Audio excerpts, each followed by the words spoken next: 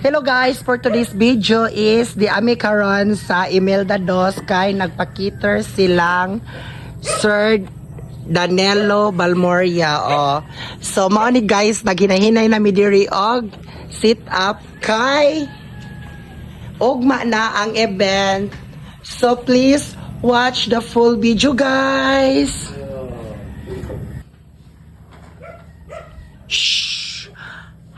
Maati siya guys. Nagkarakara mi diri guys kay amo nang gipang ready ang mga tables sa mga clothes para for tomorrow dili na may ma-stress. Unya among gitabangan di ana na forma na jud ni siya guys. Unya kay hapon naman ni abot. So nagabin-an na mi diri. So I think among nakonsume nga oras is within 3 hours.